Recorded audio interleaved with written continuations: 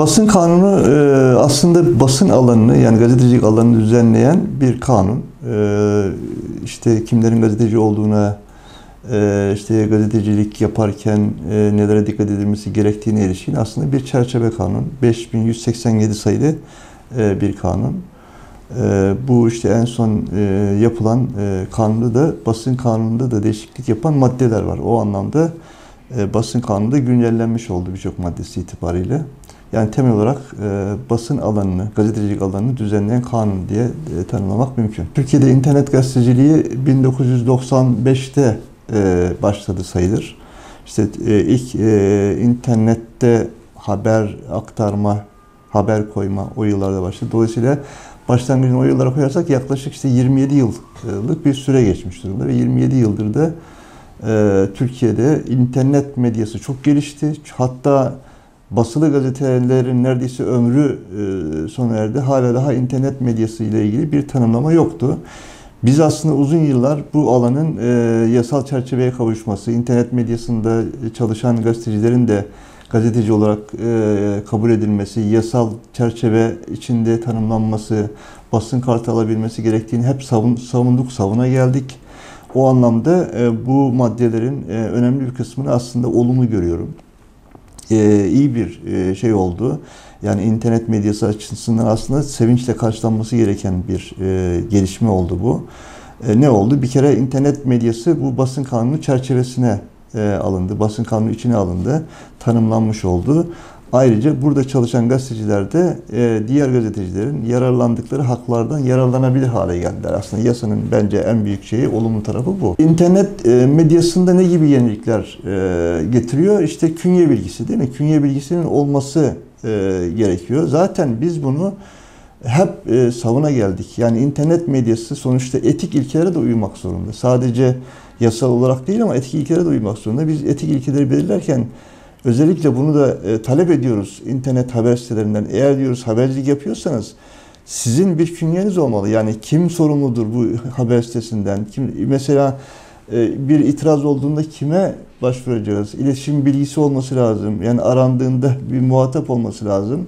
O anlamda yasada onlar da aslında gelmiş oluyor. İşte künye bilgilerinin olması, haberlerde tarih konulması, mesela haber ne zaman yayınlandı, ne zaman güncellendi, bu bilgilerin konulması da gerekiyor yani haberlerde. Bunları olumlu olarak bakıyorum. Yani yasada bu konudaki düzenlemeler gayet olumlu aslında. Cevap ve düzeltme hakkı da çok önemlidir. Yani mesela işte zaten basın kanununda da vardır bu cevap ve düzeltme hakkı. Yani insanlara zaten normalde şudur aslında, bir haber yaptığınızda suçlanan taraf varsa ona da aslında mikrofon uzatmak zorundasınız, uzatmalısınız. Ama uzatmadığınızda işte cevap ve düzeltme hakkı devreye giriyor. Eğer tartışmalı bir haber yapmışsanız, karşı tarafında itirazı varsa buna, onu mesela size şey yapabilir, cevap ve düzeltme yazısı gönderebilir. Siz de onu yayınlarsınız normalde. Şimdi bu yasa bunu da aslında düzenlemiş. Diyor ki eğer cevap ve düzeltme talebi gelmişse onu diyor kendi sayfanızda yayınlamak zorundasınız diyor. Eskiden o biraz problemliydi. İlk hali bir hafta süreyle diyordu. Şimdi onu bir güne indirdi. Çünkü internet medyasının mantığına da uygun olması lazım. Yani bir hafta kaldığında diyelim ki bir haber, hiçbir internet sitesinde bir hafta kalan haber yoktur yani. Çünkü haberler günlük olarak ana sayfada değişir. Şimdi bu şeyde de cevap ve düzeltmenin de aslında bir gün muhafaza edilmesi iyi olmuş, yani iyi bir şey olmuş. Ama oradaki şey şu aslında, bence sıkıntı şu, mesela cevap ve düzeltme hakkı hangi koşullarda sağlanmalı konusunu çok net değil orada. Yani orada neredeyse bir tür böyle şey yapmış, yani mahkeme, savcı diyelim hakim karar verirse bu cevap ve düzeltme yazısının yayınlanmasına, siz ona itiraz edemiyorsunuz adeta yani. Onu kabul etmek zorundasınız ve yayınlamak zorundasınız. Oysa haberiniz doğru olabilir. Buna rağmen itiraz edebilir karşı taraf suçlandığı için, ama suçlansa bile sonuçta sizin haberiniz doğruysa bu cevap ve düzeltme yazısını yayınlamak zorunda olmamalısınız aslında. Yani mahkemelere de itiraz etme yolunun açık olması lazım. Oralarda pürüzler var ama onu uygulamada göreceğiz. Yani uygulama nasıl olacak onu bilmiyorum. Uygulamada umarım hani çok sıkıntılı şeyler olmaz ama haber yapana haberi doğruysa onun arkasında durma şeyi de vermek zorunda yani yasa. İmkanı da vermek zorunda. Siz doğru haber yapmışsanız karşı taraf itiraz etse bile o cevap ve düzeltmeyi yayınlamak zorunda değilsiniz haberiniz doğruysa. Ama yasa biraz orada problemli gibi görüyor. Basın İlan Kurumu vasıtasıyla haber sitelerinin de resmi ilan alabilecek olması gayet olumlu. Fakat şimdi burada sıkıntı şu, benim görebildiğim kadarıyla, yani geleceğe dönük olarak sıkıntı şu. Şu anda Basın İlan Kurumu üzerinden resmi ilan alma hakkına sahip olan 800 civarında gazete var. Türkiye çapında, yani yerel ve ulusal olmak üzere toplamda 800 gazete var. Bu 800 kadar gazete arasında bu resmi ilanlar paylaştırılıyor. Şu andaki uygulama bu.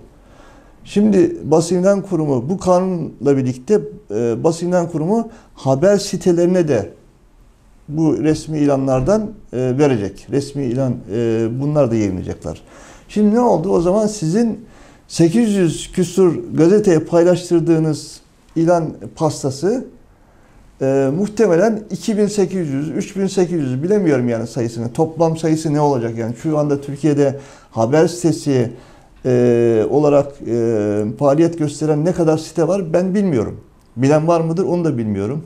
Elinizde 1000 lira var diyelim. Şimdi 1000 lirayı siz 800 kişi arasında paylaştırırken 2800 kişi arasında paylaştırmak durumunda kalacaksınız. Pasta büyümediği sürece, yani ilan ve reklam pastası büyümediği sürece aslında mevcutların alacağı pay küçülmüş olacak benim görebildiğim.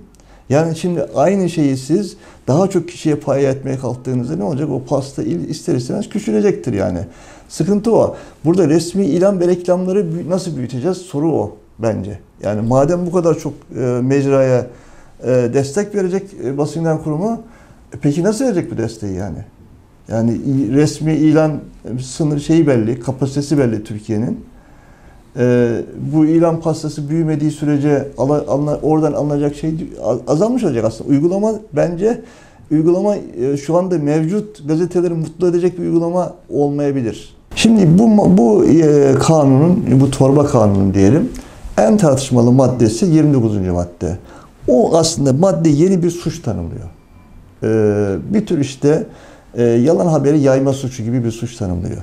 Aslında dezenformasyon kanunu dedik. Dezenformasyon kanunu demelerinin nedeni de o. Çünkü dezenformasyondan hareket ediyor. Eleştirenler de aslında bunun sadece hani dezenformasyonu tanımlamak çok kolay olmayabilir. Dolayısıyla buradaki muğlaklık nedeniyle sansüre yol açabilir ve otosansüre yol açabilir gibi iddialar var ki ben de görüşteyim, yani o kanaatteyim. Dolayısıyla şimdi bu madde ne yapıyor? Bu madde aslında yeni bir Türk Ceza Kanunu'nda yeni bir suç tanımı yapıyor. Suç tanımını yaparken de aslında biraz muğlak ifadeler kullanmış. Böyle net biçimde herkesin üzerinde anlaşabileceği bir şey değil, bir çerçeve çizmiyor. Şöyle tam şeyi okuyayım, maddeyi okuyayım ki daha net olsun. Mesela diyor ki, Sırp halk arasında endişe, korku veya panik yaratmak sahikiyle, yani amacıyla, güdüsüyle, ülkenin iç ve dış güvenliğiyle ilgili, kamu düzeniyle ilgili ve genel sağlıkla ilgili, toplumu ilgilendiren sağlıkla ilgili gerçeğe aykırı bir bilgiyi ya da haberi kamu barışını bozmaya elverişli şekilde alenen yayan, burada aleniyet şeyine de yapmış, 1 yıldan 3 yıla kadar bir hapis cezası öngörüyor. Yani aslında en şey bu. Yani sadece suçu tanımlamıyor, suçun karşılığında da bir cezayı öngörüyor. Peki aslında soru şu, mesela bu maddeyi savunanlar diyorlar ki burada aslında kriterler var, yani 5 tane kriter var diyorlar mesela. İşte sahip olacak, işte yalan olacak, işte ülkenin iç ve dış güvenliğiyle ilgili olacak, ondan sonra aleni olacak falan gibi kriterler sayıyorlar. Ama peki buna kim nasıl karar verecek ya? Aslında sıkıntı o. İşte bu aslında bu korku, bu kişilerde yarattığı bu kaygı kişilerde otosansüre yol açabilir. Sansürden daha tehlikelidir otosansür. Aslında yasanın bu maddenin kendisi kaygı yarattı yani insanlarda. Burada öngörülen hani toplumda korku, endişe, panik yaratma şeyi yasanın içinde var yani. Yasa maddesi yarattı bunu. Yani dezenformasyon aslında hiçbirimizin onayladığı bir şey değil. Ne demek dezenformasyon? Dezenformasyon bir bilginin çarpıtılması demektir. Yani çarpıtılması. Bunu hiçbir insan kabul etmez. Yani çarpıtmayı onaylayamayız yani. Ama bunun kararını işte kim verecek meselesi bence çok ciddi bir sorun.